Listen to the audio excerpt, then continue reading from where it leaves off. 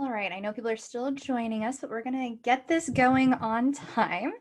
Thank you everybody for joining us today. My name is Natalie and I work with Caucus. Thank you for joining us on today's webinar on supporting mental health during COVID-19 now and beyond. Thank you so much to the Mental Health Commission of Canada as well for doing this for us. Before we begin, we want to acknowledge that we have people joining us today from across Canada. We're all viewing and participating in this webinar on traditional territories of Indigenous peoples of Turtle Island, and we want to recognize their contributions to this place and express our gratitude for our ability to come together and learn today. Just a couple of housekeeping items before I hand it off. Welcome to Zoom. We ask that everybody please stay muted. You have full control over that. If you have a question though for anybody at any point, we really do ask that you use the chat box to communicate with us. If you'd like to be unmuted to ask the question, please let us know in chat and then we can invite you to unmute your line. By doing this, we can continue to help keep the conversation running very smoothly. As well as you see the slides are being shared right now. For optimal view, I really like to go to the very top of the screen, click view options and enter side-by-side mode. After that, you can either do gallery view or speaker view in the top right-hand corner, which also helps you just still see some of the wonderful faces that'll be speaking to us today. With that, I'm going to hand everything over to Sandra to take us away. Thank you so much. Thank you, Natalie, and hello, everyone. I hope you're all doing well, and I guess more and more we are very familiar with video conferencing this way and continuing to utilize that in the various ways that we can. So for those of you I can see, nice to see you all, and thank you all for joining us. So I am Sandra Coppert, Director at the Mental Health Commission of Canada. We are a nonprofit organization primarily funded through Health Canada and a national organization. And of course, with that, in support of mental health across Canada for Canadians. Currently, we are also addressing response to COVID and from a mental health perspective overall. And so we do have a resource hub. We're looking at various policy perspectives, offering some free training to essential workers, all of which we'll be sharing amongst other resources following this session for you all. But of course, looking to engage with specific audiences and sectors along the way as well. And of course, today focused on the post-secondary world and knowing that, so much has been impacted from the COVID-19 and likely will continue to do so moving forward in many respects, and of course related to mental health as well. So really excited to be having this conversation with you all today, and we will have a fabulous panel joining me to continue the discussion. But first, just before we really get into it, I would like to throw things back to Natalie for a second, and thank you, Natalie and Caucus, for supporting us in this work and allowing for this dialogue. So just before we throw it to all of you folks to answer a poll, just to sort of pique our interest and curiosity in mental health strategies for students, you have it right there. And so we'll just take a moment for you all to respond to that.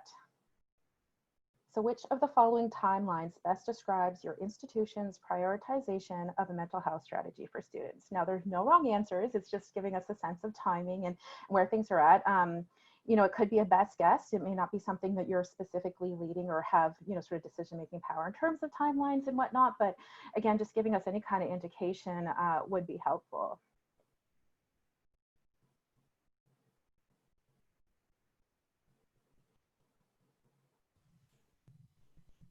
I'll give it another few seconds. We've got most people have voted by this point, but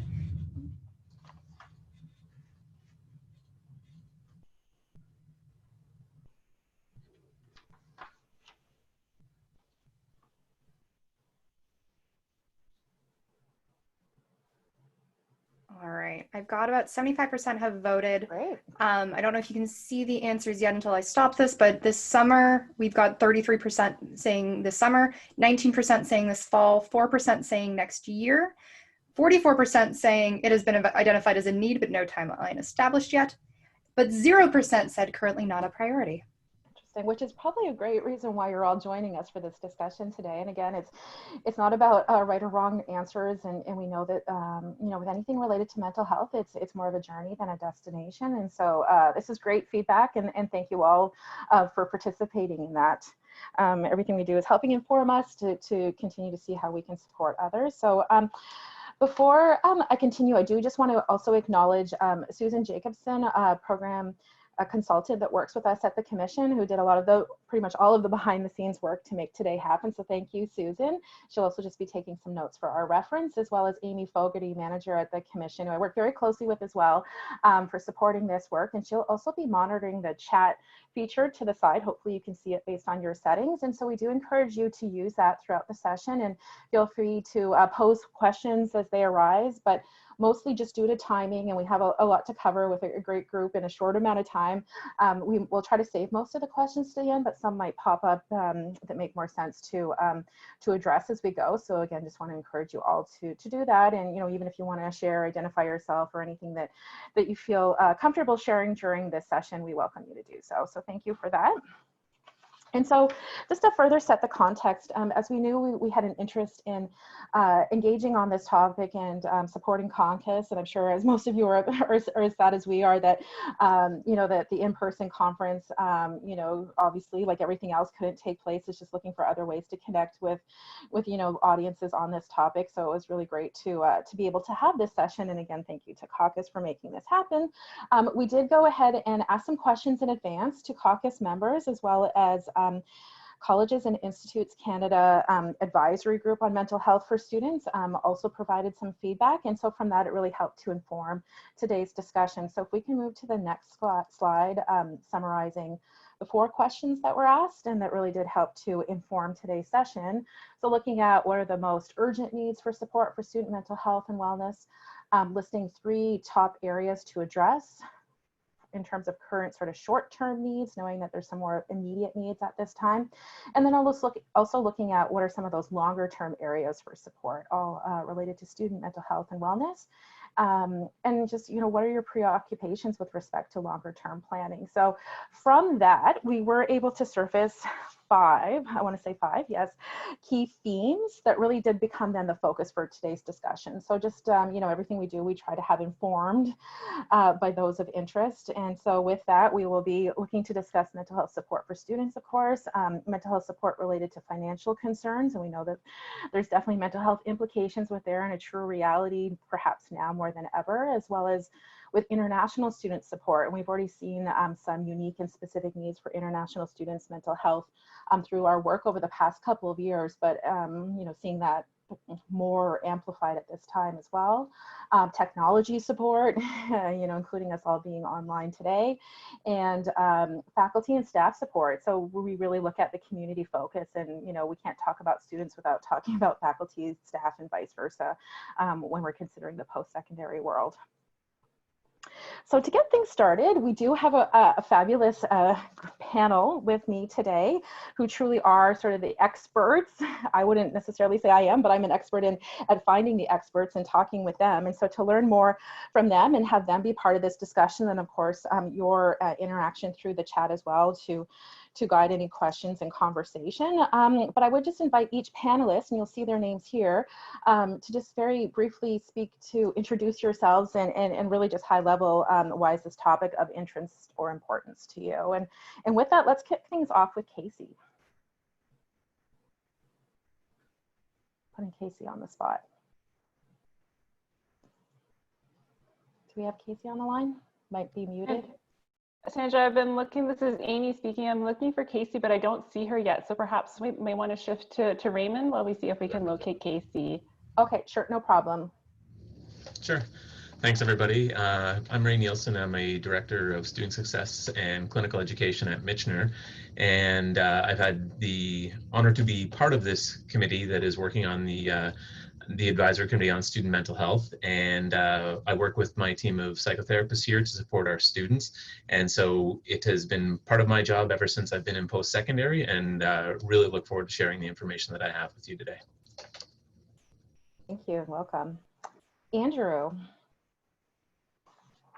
Hi, good morning, everybody. Andrew Zito. I am a Director of our Campus Mental Health Strategy at the University of Calgary. I'm also a professor in psychology at UCalgary, and proud member of the technical committee for the National Standard for Mental Health and Wellbeing for Post-Secondary. So, my daily work deals with student mental health and faculty and staff mental health. Our strategy is really a community approach to mental health. So this is a very, very important topic, and we are working on a lot of different resources, and I'm happy to share, some of my background, some of our experiences currently with mental health and COVID-19. So happy to be on this webinar today. Thank you. Thank you. Thank you for joining us, Andrew. And last but not least, Verity. Hello, and it's great to be with everyone today. Verity Turpin. I am Assistant Vice Provost at Dalhousie University for Student Affairs. I've spent most of my career in post-secondary, particularly at Dalhousie University. Currently, I support student health and wellness, academic support services, student life, including residences, as well as our student affairs communications team. But most important for this audience, I've spent the last 5 years really focusing on supporting a dedicated team of professionals who have worked very hard to transform how we support our students' health and well-being on our campus.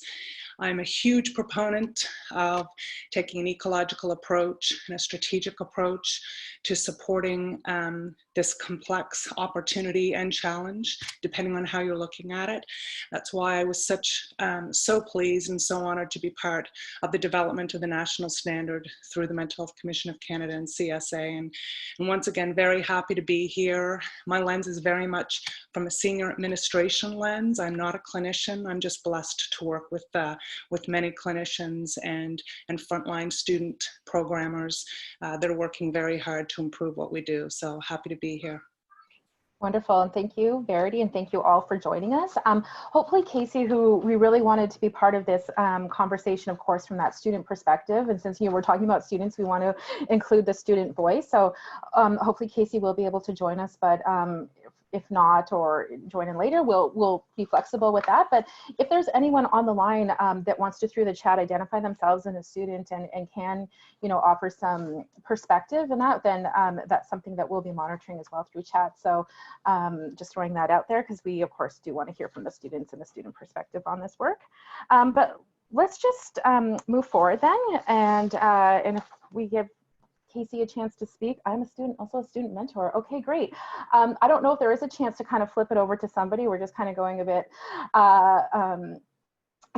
rogue here, but we do see Eloise, and I don't know if you would be comfortable for even just taking a couple of minutes to speak to, really it's from your experience. We know any one person can't speak to the full voice of the student body, but if you do have the willingness to just kind of share a bit of insights and experience, and particularly now in this new COVID world and reality, if you've noticed with yourself or others a shift in mental health from that student perspective.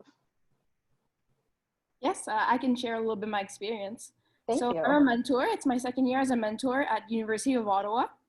And I am a mentor for the Faculty of Health Sciences. So we see a lot of students normally in the office. We have office hours and we offer study groups, etc., and workshops on stress management and how to succeed better in your classes, etc. So we're really focused on students. Well, we're trying to help them succeed in their classes, and that includes mental health, of course, because performing, as we are all aware, if you're not feeling well is really hard. So we see a lot of students struggling with mental health issues, and we're just there for like just an open ear, and we find the right resources, and we try to put them in contact with other people that can help them better. So that's kind of our job.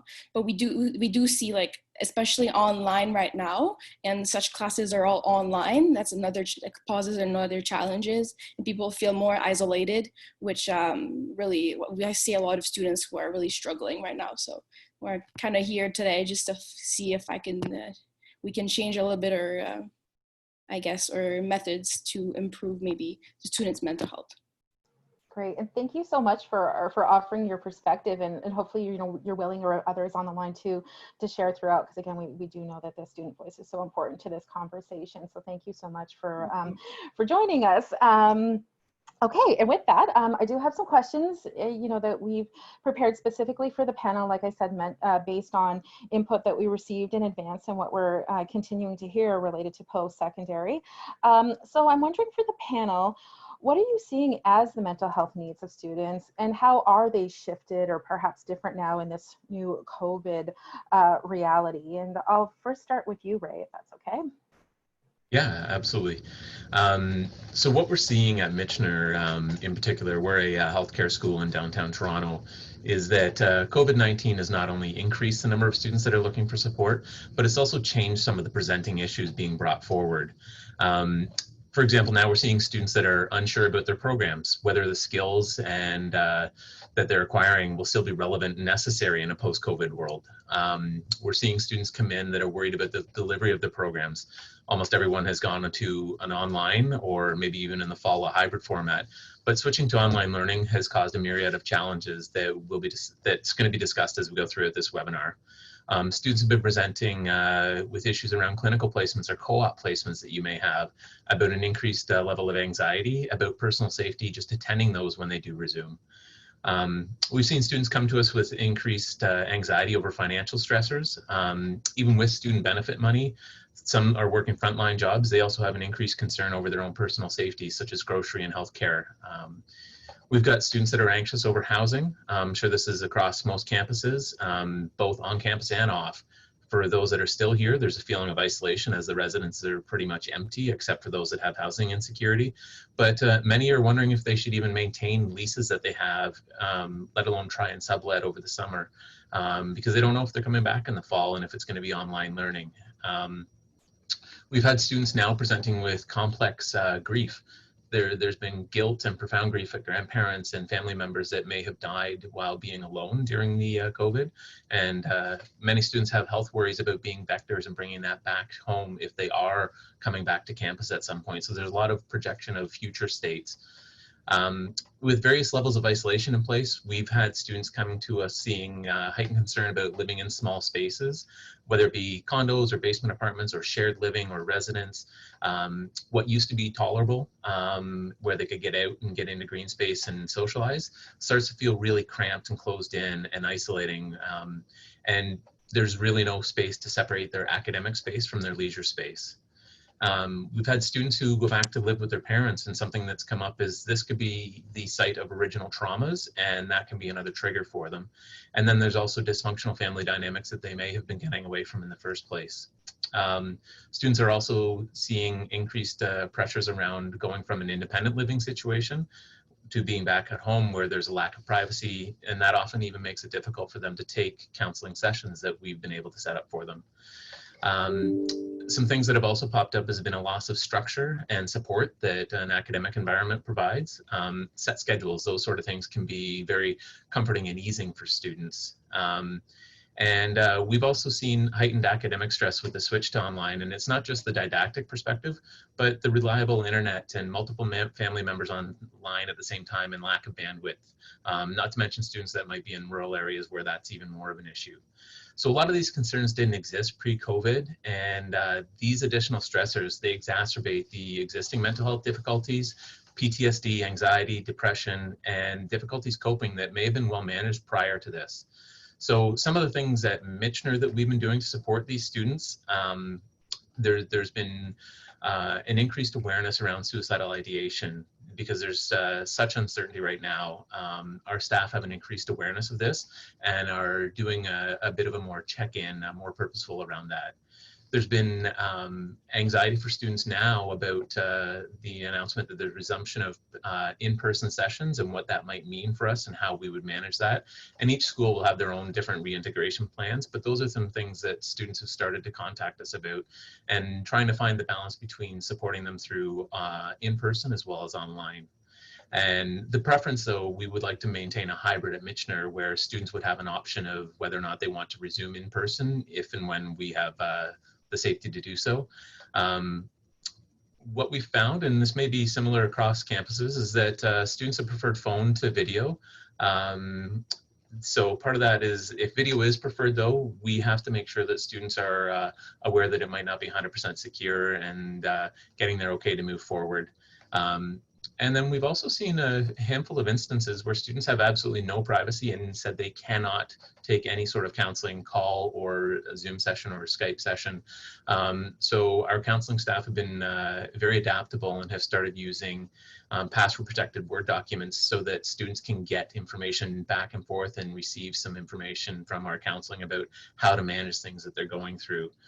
And then one of the other things that had some challenges is the need for flexible schedules from our counseling staff, and they've been amazing because students have moved back to wherever they had come from, and we're dealing with multiple time zones. So our standard, office hours aren't really standard anymore. So we've been willing and able to adapt to that sort of thing, which has helped students that are on East Coast and West Coast that aren't just on our own time zone.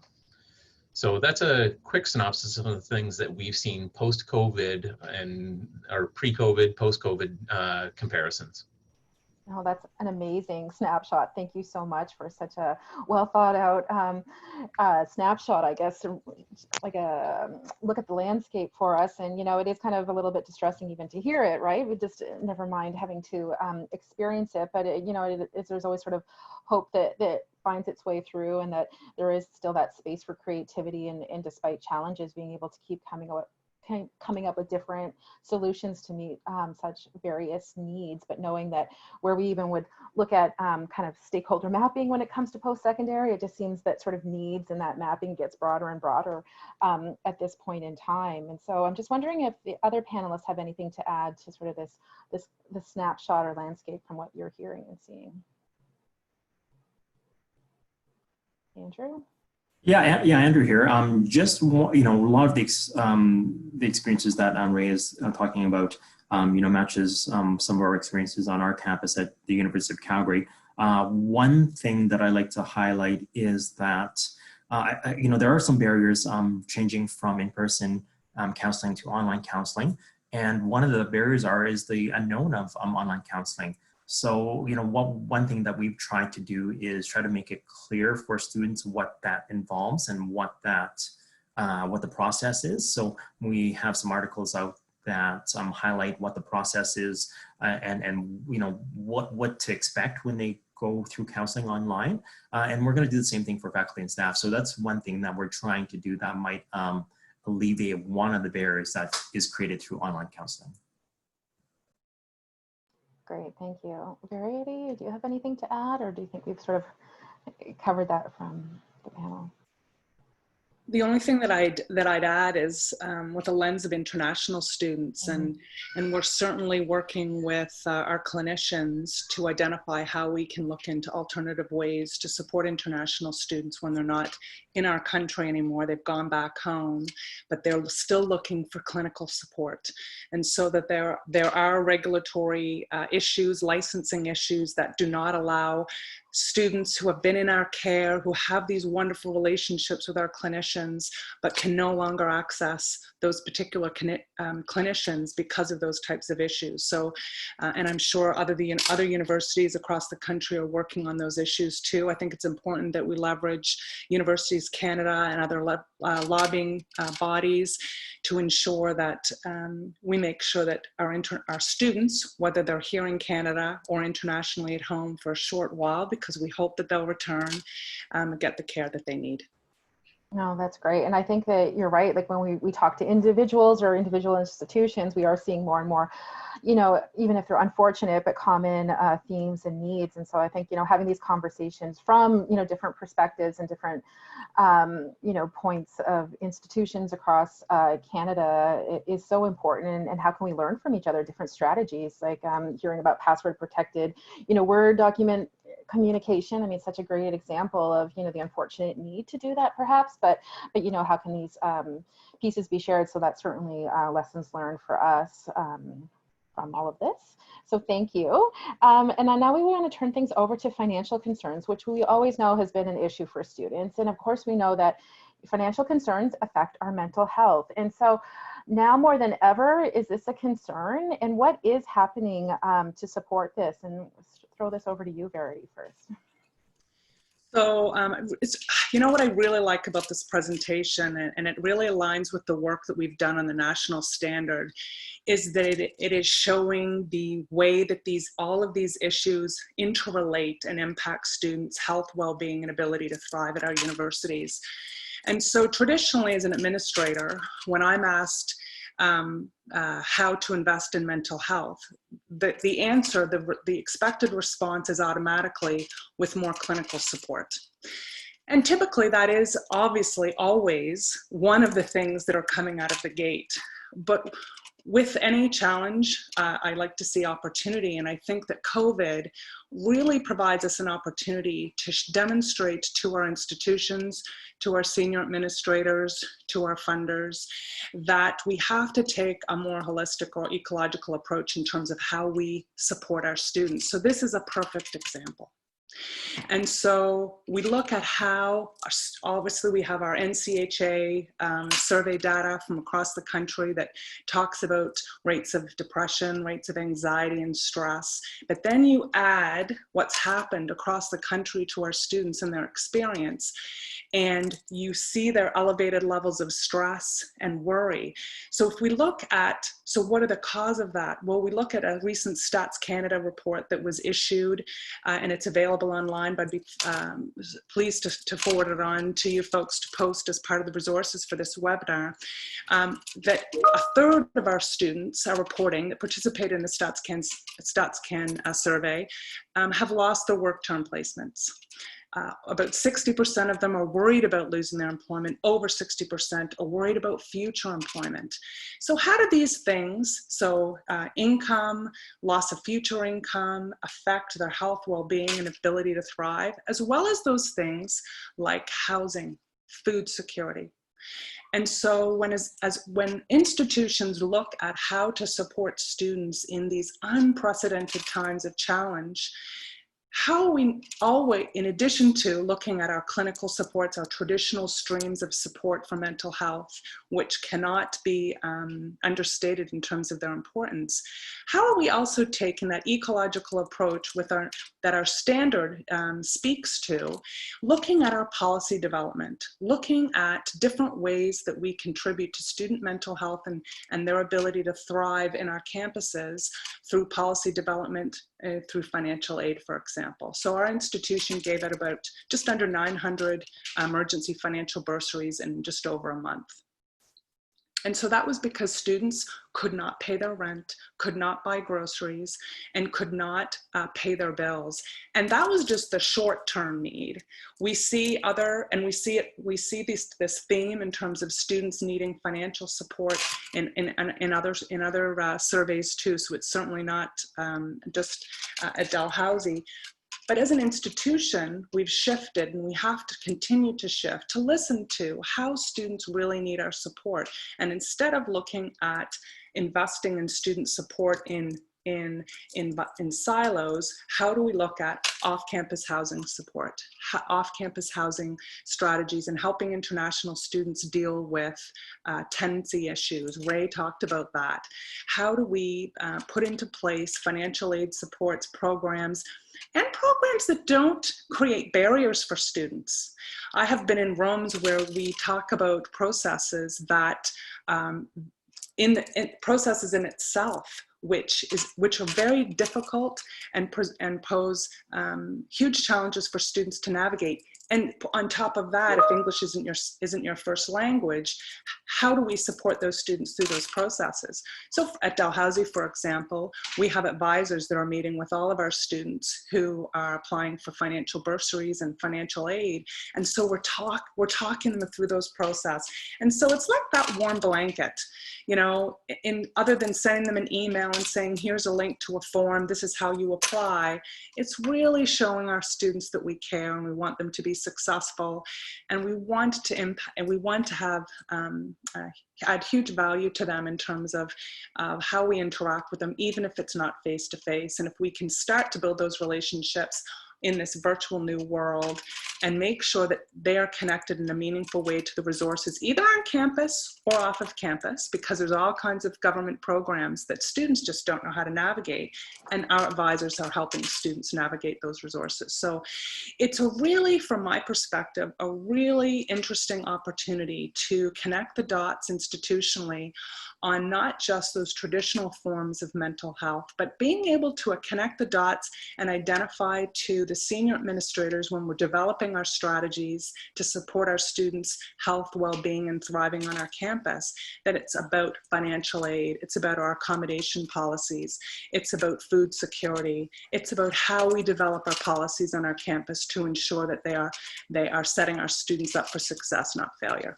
No, that's great. And I think that, I'll make sure I'm unmuted, that when we talk about strategy, this is where we're really defining the term. It's like that word gets used everywhere all the time, but it is being strategic. And, part of that is, I hear what you're saying in terms of, the holistic approach and really looking at that reality. And, when we talk about community too, or post-secondary community, that's not limited to campus. And now more than ever, we see that with potential like campuses opening up, but even if they do, it'll be in different ways. We heard some examples from other conversations, just about colleges and what they're doing with more sort of technical or hands-on type, instructional learning. And so, yeah, looking at new realities really forces those new strategies, and really looking that, it is the full community, within the institution and beyond. And so I think that's such a critical part as well. And so I guess just, further to that too, and we keep hearing about housing as well, and of course it's all connected. Financial concerns, housing, mental health. You can't talk about any really one thing without talking about everything. Again, getting back to your holistic approach. And I think for some it's even assuming, oh, students can go back home, but as Ray was pointing out, what does that always mean? There may not be a home to go back to, or not a safe one, or one that would be optimal. And then I think in some ways that's even amplified further, although I think we saw some chat that we certainly don't want to limit the conversation to international students, but can we focus on that a little bit more and paint more of a realistic picture of what that reality is for international students? And perhaps Ray and Verity, you can speak to this. I'll just offer a few comments that, our domestic students are under great amounts of pressure also, there's no question. But our international students just have another few variables that are kind of on top of that, compounding that. So it's the visa process, it's the study permits. It's also for folks who work with international students, they can understand that sometimes their family has saved up their entire life savings for their family to send their student to university to study. And that student feels that pressure. And so when things disrupt their plan and their succession through their university career, it creates far more stress than I could possibly imagine through my lived experience. And so we have teams of experts on our campus for international students that can really identify, have lived experience with what some of our international students are actually working through. We have recently announced, as most universities have, suspension of international learning opportunities or exchanges up until the winter. That has a huge impact too, because it's part of the student's plan. So how are we actively advising and working with those students and walking them through those hardships and those changes and offering alternatives? We have 150 students in residence right now. And it's interesting, we talk about finance and housing, and we also can talk about policy and how policy is written and how universities can take a very intentional approach to why do we do business? We're here to support students. And so in residence, because of the pandemic, state of emergencies, there was a huge push for very good reason to empty residences. And so that was about managing health and safety and also risk. But then we have a pocket of students who cannot go home. And so then how are we as an institution intentional about aligning our resources, and I love calling it the warm blanket, around those students to ensure that they do not feel left behind. We understand that they are here not because of choice in most cases, but because they can't go home. And understanding that in the province of Nova Scotia, for example, we're still in a state of emergency. Our public our restrictions are lifting slowly, but our students are literally living in these small single residence rooms with no interaction other than folks in their computer and their virtual spaces that they're integrating. So one of the things that we've done is we've worked proactively with our public health department, and they're the medical officer of health. They have regions in our province. And so we have a very strong relationship with our MOH. And she has actually allowed us to change the way our restrictions for students living in residence, who are predominantly international right now, understanding the stress and the burden that they are under right now, and how important it is that we recognize that stress, that burden, and to try to minimize the stress of self-isolation and social distancing. So I think that as universities move through this process, and particularly looking at how we open our campuses and open our universities up in the fall, is that let's not just assume that our government agencies are going to not allow us to take some extra measures and extra care with certain pockets of our population that need extra care and support because they don't have their parents, family, and supporters nearby. And so that's one thing that we've really lessons we've learned as an institution is, yes, these things are really important to listen to, but there's no harm in asking, and there's no harm in lobbying those partners to make some changes to support your international students, for example, who are staying in residence. Oh, thank you very much. Ray, do you have anything to add to this topic? Verity was very fulsome there. I can echo certainly around the isolation piece. We currently have some international students who are finished but actually can't go home due to travel restrictions. And so what we've done is just ensure when we emptied out our residence, we did put as many students that was safe on specific floors, so they do have at least some community, even though if they hadn't been living in and around each other at the time, and connected them with other students who are still in the area that weren't able to go home as well. So they can, they're doing online things, which at least it's not the same as being able to get out and see each other in person, but it connected them with people who are going through similar circumstances. So the shared experience piece has been really important to connect our students that way. Thank you. I think we'll move on unless Andrew, you have anything to add? Oh, I'm good. Okay, great. So online learning, you know, some love it, some hate it, some would want maybe some of it, but not all of it. But right now it's not much of a choice. And we know, you know, moving forward, it will be still quite predominant for a while now. We were interested in understanding the student perspective on that. And just from our understanding, there are some significant concerns. We know also from staff and faculty, of course, as well.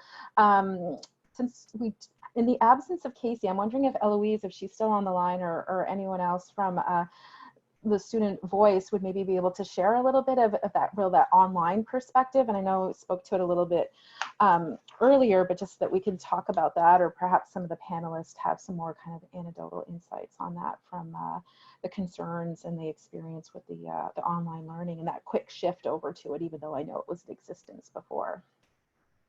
So I can speak a little bit about my experience as a mentor. Great, thank you. Yeah, so the classes this summer are fully online. So students signed up knowing that they were online. So there's kind of the expectation that was managed that way. So students that signed up do know that they're online. So, I mean, it's not as hard as last semester. Last semester, you signed up for an in-person class and it got cut short. So a lot of students felt overwhelmed, and all the final exams were online, which was another challenge because, like, do I have internet connection? Can I have a room alone? How will that work? Is it gonna crash? There's a lot of different worries that like students had questions about that. And quite a lot of them actually reached out to get help, and we switched our services online. It was really a quick thing because like we're not used to being online, but we had to like do workshops online. We had to work to put study groups out online. So we're just trying to figure it out this summer. We're planning in order to, for in September, if it's still online or partly online, that we'll be ready because there are still some difficulties, let's say, and so the students are having trouble with motivation, or sometimes just like studying in general, because it's such a hard time outside and you have to be a student on top of that. So it brings another challenge to the table. Yeah, thank you so much for sharing your perspective. Is there anyone on the panel that has anything to add related to this, specifically looking at that shift to online learning and appreciating it went from kind of being a scramble to now that expectation. So I'm sure, you know, it's perhaps a bit more manageable now, but it's such good points in terms of, you know, if students were relying on campus, you know, providing Wi-Fi and access, that, you know, just some of these pieces as well. Verity? We've had students who because our security, we have 24/7 on campus security. And so we've had several occasions where students have been accessing buildings where they are not supposed to be. One student we actually thought was homeless and wasn't, thankfully, but they're doing that because they cannot access internet from the places where they're staying. Now, either that could be because they don't have internet and they don't have the means to pay for it. Now, we have some financial aid programs that have addressed that. So we had some donations from our alumni to allow for some grants for students to pay for technology short gaps. But as Ray said, sometimes it's not just about the internet, it's about a place of safety, privacy, security. And so Ray talked about that really well in his opening remarks about mental health, that we're assuming just because we can offer appointments over the phone or over video that students feel safe in taking us up on that. I have heard regularly from my colleagues in the Atlantic Canada that our students are not taking up, and the same is true for Dalhousie, our students are not taking us up on our mental health appointments at the same rate that they used to.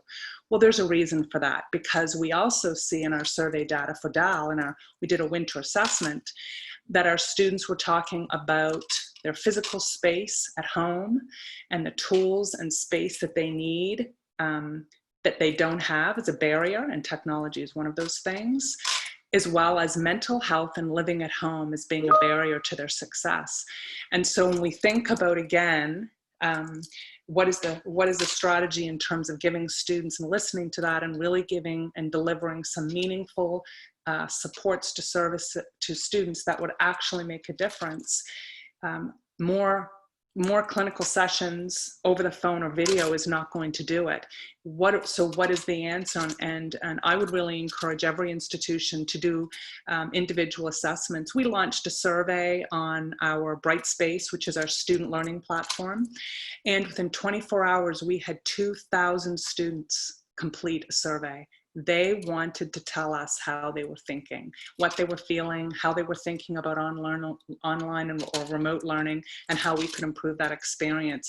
So we got some great feedback, which helped inform when our advancement department came to us and said, what do our alumni want to get behind your students? What can we do for them? We were able to put a program in place that supported students in their technological needs in terms of getting access.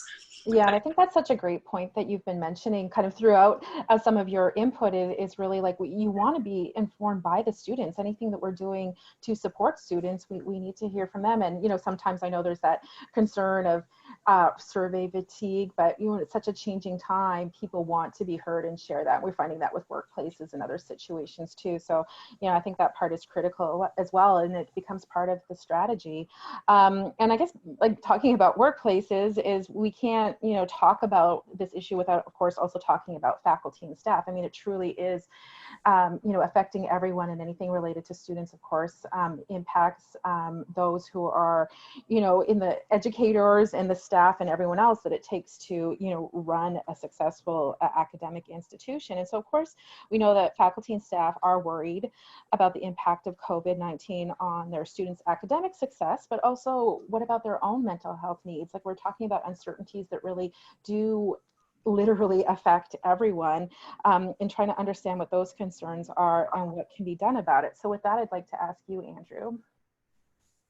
Yeah, for sure. And I just like to bring the point back, you know, Sandra, you made it at the beginning, from Verity has made mention of this, but addressing student mental health is, you know, takes a holistic approach, and faculty and staff are such an important part of the post-secondary community.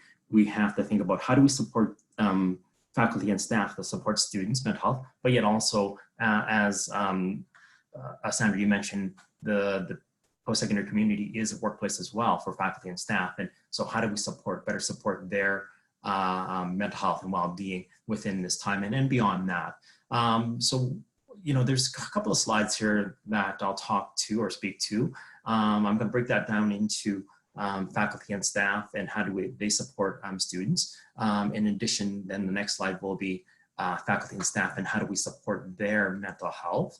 There's a really, you know, we've just made this distinct into two slides, but what I'm going to talk about, isn't necessarily distinct in that one can apply for the other.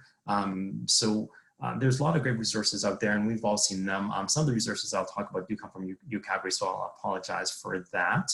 But really, going back to the previous topic about technology, students have been affected dramatically by the change into technology, to online. And, there's a lot of uncertainty, ambiguity. There might be even anger, from students who this isn't really what they signed up for, right? So I think one of the most important things that faculty and staff can do is to really acknowledge and validate those experiences and emotions, and not to dismiss them, right? And it's a shared experience. Faculty and staff are going through a lot of this ambiguity and uncertainty as well. Another point from the previous slide about technology is that going online, and Eloise pointed to this, there's less structure, students lose motivation, students maybe even bored for some instances. I think for faculty and staff to better support this change, and therefore support mental health, is and especially during asynchronous structured courses, courses where students may not be attending a Zoom call all at the same time. These may be more podcast lectures, and students are self-paced in these courses. I think it's important for faculty and staff to really provide clear deadlines and guidelines around assessment, have a really, really clear course outline, outlining all the things that are due and all the things that should be done. And related to this, if faculty and staff can support students in creating a schedule that they can follow so that they can get these things accomplished throughout the day, that would really support students in navigating these online courses and better support their mental health. Another thing that we're hearing from the caucus survey, and I'm hearing from all across our campus and talking to colleagues, is the lack of connectedness, right? We're supposed to physically distance, and we're supposed to stay at home. We're not supposed to physically connect with friends or colleagues or family. That has a toll on mental health. So how do we really connect through this time? And I think community is such an important word that we've been talking about within this webinar. How do we create community? We've been doing a lot of consultations during and before COVID-19 on our campus, and one of the most important things that pops up is community, right? We need to create more community. And, in an online environment, that's difficult, but there are some tips that I've come across that do, especially during online courses, that we can really support creation of community, and therefore supporting students getting engaged, being more connected, and therefore mental health as well. I think one of the things that we can do, as instructors or staff or faculty, we're experts in our content. We know our stuff, right? But lived experience is so important as well, and students are experts in lived experience of many different kinds. So students, if they can have a place where they can share their experiences and reflect on that, and validate their experiences through the course, then I think that creates community. Also, giving responsibilities to individuals or groups of students can also create community, through leadership on discussion threads, or on different academic topics, things that you do online. If you can give students a little responsibility or leadership opportunities, that can create community. Having peers connect, and Eloise talked about peer connection, right? Mentorship. Those are really, really important. Encouraging student-to-student advice giving, for example, or supporting other students, that creates community. And finally, students are quite adept at mobile technologies or using social media, so leverage that expertise and incorporate that in the classroom. That will also help create community. Other things I've seen is, this applies especially in smaller courses, but for the instructor to really talk a little bit about themselves, about their background, again, not too much, but a little bit, to especially during asynchronous classes, if the instructor can do a little video introduction, that would be great. And if it's a small enough class, students might be great for students to do a little class introduction for them, a video where they can introduce themselves. So again, that creates that community. Everybody gets to know each other in slightly different ways, but I think it can go a long ways to creating community. During these difficult times, I think instructors and faculty members might get a lot of interesting questions or difficult questions about what's going to happen with their program, what's going to happen with courses in the future, in the fall and winter. I think it's important for instructors and faculty members to validate those concerns and to really express that all these decisions are made in a fair and support of students. So I think it's really important, again, to acknowledge and validate those concerns. I have some resources, I know we're running out of time, but how do faculty recognize when students, especially during online courses, that they might be in distress or needing some help?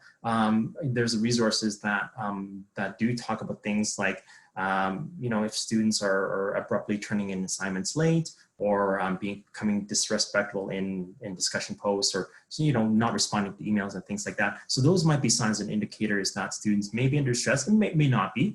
But if you are worried about a student, there are a lot of resources that can help faculty or instructors really address that. And some of the resources I've supplied for, I know there's going to be resources sent out. So ask support, refer, follow. I know a lot of different institutions have things like that. So if our instructor is worried or concerned about a student, they can use one of these resources to ask the question, I'm worried about you, I've seen this, how can I support you? Listen empathetically, refer to resources and things like that. That's great. Yeah, so that's really on the student side. I don't know if we can have time to really address the staff and faculty side to support themselves really quickly. But again, a lot of the things that I've talked about, again, are similar to, the student side. But some of the things that I do want to highlight really are the bigger picture things. And as supervisors or leaders, I think one thing that they can do is to support faculty and staff mental health is really to have clear communications on mental health and resources, have a central hub and for the university that these leaders or supervisors can direct to, and have clear communications on these resources, and consistent and prolonged communications as well. So not just once, but over time. Again, I think one of the barriers that we're seeing is, the technology. And again, I mentioned this before, is to, show how these resources might work, right? And that, the procedures or processes that are involved. So those are some of the barriers we're hearing. But again, a lot of resources, these resources will be highlighted later, I think, in slides. So I know we're running out of time, so I'll just keep that short and end it there. Thank you so much, Andrew. And yes, we have been compiling some resources, and you were definitely helpful in contributing. So thank you so much. So we, instead of just putting them in slides and then some people trying to panic on how to access them, they will be, we are compiling them to circulate to this group along with the presentation and whatnot. So yeah, so don't worry, everyone who's on this call or that knows about this work will get access to those resources. So thank you so much. So with the time we have left, we thought we would also just check the chat. I've been sort of scanning it where I can. I know there's a lot of comments and some questions, just to pose any questions that we have in the time left to the panel. I think related to resources, there was a question I saw earlier, and I know Verity had mentioned as well, I think it was Verity, in terms of just the increase in suicidal ideation. And so some specific questions around that. And we are compiling resources, but just wondering if anyone from the panel can speak to that a little bit more. And perhaps it's already, some supports and work that you've already had in place, but, has that been modified or amplified in any way during this time? And maybe Ray, we can start with you. Yeah, as I saw the piece come up in the chat, I was lucky enough to be able to connect with one of my psychotherapists who is on campus. So I asked them for a bit of a process for how they handle it. So what this counselor does is they ask directly and often of the student about, like, be very upfront about and ask about their suicidal ideation, ask if they have a plan. If so, ask what it is. And then what they do is work to remove the dangers, whether it's pills or knives or anything like that, any sort of weapon that might be potential for self-harm. They do an assessment in the moment, certainly through their training. And if it's a serious danger, they will immediately call police. At Michener, if it's when it was on site, we have KMH here, which would be a place where they would actively take them over. But the other piece that they do is do a risk assessment, basically on a scale of 1 to 10, and on whether or not they are a serious risk to themselves or others, and then convene a student at-risk committee that takes care of that. But in the moment, it is asking if they have a plan, seeing how thought out this is, or if it is just a statement that doesn't have the substance behind it some of the other concerns do. So that's what one of our staff does, is ask, find out what the plan is, remove dangers as best they can, and call police if it is something that they have assessed to be imminent. Thank you. And I know many campuses too have been looking at various training programs so that, of course, those who are providing direct, like mental health services, often tend to be more prepared or looking for more preparedness on this topic. But we know there's a number of training courses as well that have been embraced throughout post-secondary, and we're happy to include that with our list of resources as well, because it's not just for service providers. Like, anyone can be a point of intervention and support. So you know, just knowledge is power, and so I think training is a great way to go for that. Of course, that does come with a bit of an investment. And so I guess one other thing I'm wondering about, and I know we've been talking about financial concerns for students, we know there's also financial concerns for institutions themselves and competing priorities and in managing that with uncertainties. I'm just wondering if with some of the possible strategies and solutions that are underway or being considered, like, can some of them be cost effective? And maybe Verity, you can speak to this high level. In terms of the strategies that are put in place in terms of to support student mental health during this. That's right, at a high level, yeah. Well, I think that, I'm sorry. Oh, your dog doesn't agree. I think that what is important for us all to consider is that the scope and breadth of how we should be supporting students during this time is not limited to one way. It is food security, it's food banks, it's housing programs, it's changing our residence policies to allow for students to stay in residence that otherwise they wouldn't be able to. And so it's really going back to what I really love about the standard, the national standard. It's really just looking at what we already do, and we already do really, really well, and making some adjustments to allow for this new context. So for institutions, it may not cost a cent. And that's what we've talked about as part of the technical committee, that the magic of the standard is actually just leveraging in a lot of cases what institutions are doing already, but doing it in a different way and really moving the needle on students' ability to thrive and succeed on our campuses. And it doesn't cost us a cent. And so I think that that's something that some of, obviously, financial aid and additional financial aid is going to cost money. But for example, we look at supporting students, we look at how many students have lost their work terms, have lost their part-time jobs. How do we, instead of hiring X amount of a certain type of employee, how do we convert that money and those salary and wages into a program to support student employment on campus? So we're getting the work done, but we're just investing the money differently and aligning those resources with the students' most immediate needs. That's great. And I think that's a great takeaway. And perhaps your dog was helping to signal that it's near the end of our session, just to keep us on time.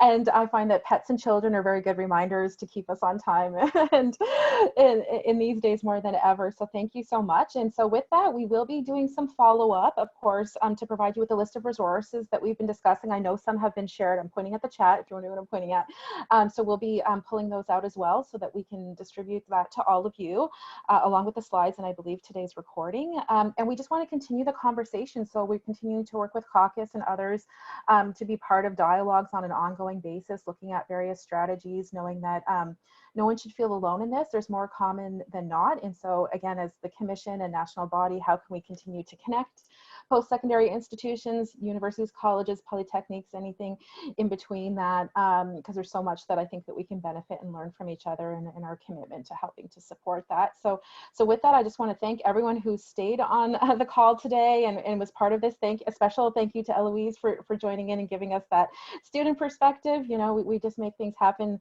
regardless of the situation. And of course, to our fabulous panelists who are just so dedicated to this work and for helping to prepare for today's session, Verity, Ray, and Andrew, and of course to Caucus as well for hosting this, and Natalie for all the behind the scenes work, and again a thank you to Susan and Amy from my team as well. So with that, we'll be following up with more details, and you can get information from our Mental Health Commission website on work that we're doing in the post-secondary world, and looking forward to continuing this conversation. So thank you all very much.